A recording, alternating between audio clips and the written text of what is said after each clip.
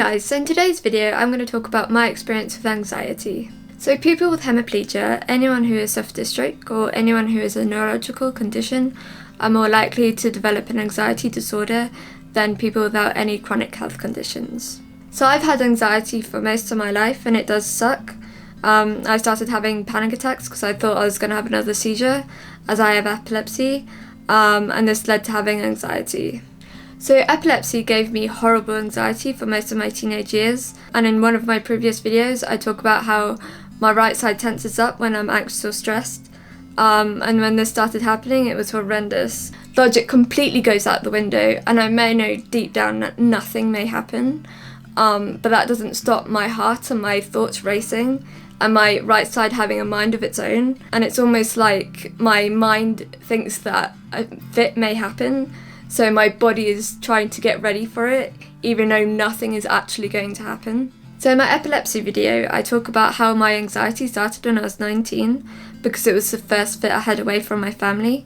But after making that video, I thought back and realised that my anxiety actually started when I was 15, but it just wasn't as bad.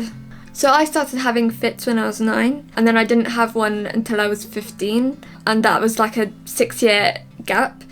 And those 6 years felt like an absolute lifetime, and having a fit at 15 was a big shock to me, and it was a big shock to my family too. And I think this anxiety started because, the thought of having fits in my adulthood was so terrifying to me. So what I remember about my first panic attack when I was 15 was that I was in London with my family and we were at a zoo, which was the most random place to get it. But what I remember thinking was that if I had a fit now, I'd probably hurt myself. And being in London was quite unfamiliar to me at the time, so that was quite scary. And it just sort of lasted about 2 hours, and it only sort of gradually stopped when we got into the hotel we were staying at. And I think it was just because I sort of felt safe in our room, and it stopped when I got into bed. And I think it was just because I was just terrified of losing control in an unfamiliar place. So when I was 19, I started at Oxford College, and I was very nervous because it was the first time I had left school. And so I was in a new environment and that was quite scary to me. But I did manage to make friends with these students in my class. And at first I felt really relieved because they had accepted me. But I soon realised that they were quite different to me. And they started excluding me in some situations. And because of that I felt quite lonely. And I started wondering maybe I shouldn't hang around with them anymore. So this led to me being extremely stressed, and I do think it brought on the fit I had in a shop in Oxford soon after I became friends with them. And they were present when I had this fit, so they were very kind after I had it. But it only took a week before they started treating me like they did before. And so I made the decision to stop having lunch with them, and that was the best decision I made at the time. So this made me a lot calmer, but because I was in quite a vulnerable place after having that fit, the anxiety came on and it was so much stronger than when I had it when I was 15. And the fact that I was alone didn't help. I mean, I did have friends at Oxford College that I could meet up with, but because we were on different courses, we didn't have breaks at the same time, so it was quite annoying. But yeah, the fact that I was alone having lunch just made me scared that if I had a fit and I hurt myself, I couldn't tell anyone that I was having it to warn them.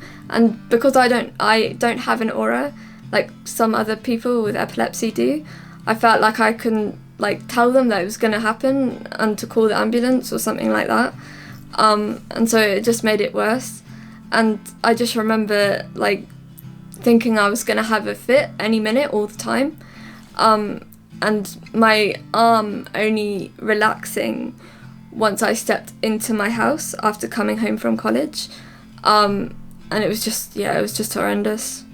So after that I didn't have a fit for 2 years. The next fit I had was when I was 21 and I had 3 in one day, which was quite intense. And so my Tegretol that I take for my epilepsy got increased from 500 to 600 milligrams. I occasionally got that anxiety again, but it just wasn't as bad if I hadn't drunk well or slept well. But it just gradually sort of went away, and I don't think I haven't had that type of anxiety for about 3 years now, because I feel like I'm on the right dosage of medication, and as long as I have that, I'll be fine. So another form of anxiety I have is OCD, or obsessive compulsive disorder, and this means that I constantly check things many times, and for me it's mainly to do with taps. So I check if the tap is running many times before I go to bed, and I can see that it's off, but my mind creates doubt, and it's like if I don't watch it for a full minute, it will start running for some weird reason. It's so odd. So I'm subconsciously scared that the house will start flooding while me and my family are sleeping.